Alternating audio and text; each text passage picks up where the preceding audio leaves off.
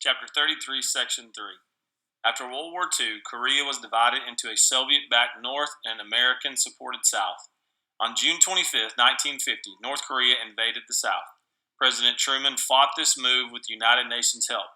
The United States and other countries sent troops to assist South Korea. At first, the North Korean army captured almost all of South Korea. Then the UN Army began a bold counterattack, and in just 2 months it had pushed the North Koreans far back, nearly to China. The Chinese then entered the war and drove the UN forces back. Bitter fighting continued until 1953. That year, the two Koreas agreed to a ceasefire.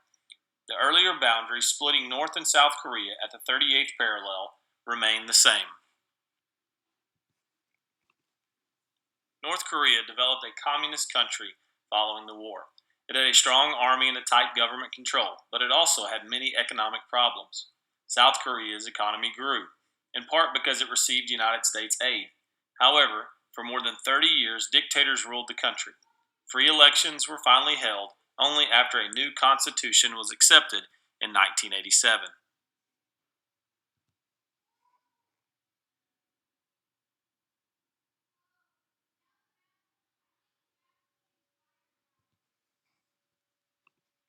The United States faced another war against communists, this time in Vietnam.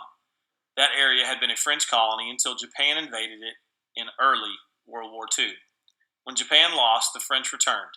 A Vietnamese nationalist named Ho Chi Minh wanted to win independence. First, he drove the French out of Vietnam, a peace conference splitting Vietnam into two, with Ho taking charge in North Vietnam.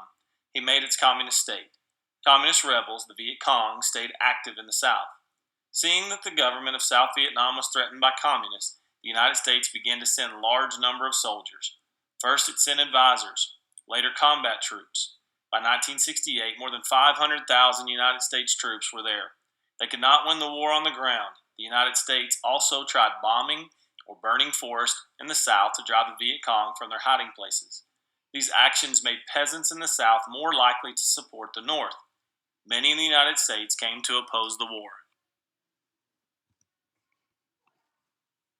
In the late 1960s, President Richard Nixon began to cut the number of U.S. troops in Vietnam in order to turn the fighting over to South Vietnamese. The last American troops left in 1973. 2 years later, North Vietnam overran the South and made Vietnam one country again. About 1.5 million people fled Vietnam. Today, Vietnam remains communist, but is looking for other nations to invest in its economy. Fighting in Vietnam spilled over into the neighboring Cambodia. Rebels there set up a brutal communist government. It killed 2 million people and imposed its will. In 1978, the Vietnamese invaded the country, overthrowing the rebels. Vietnam withdrew in 1989, and in 1993, Cambodia held free elections.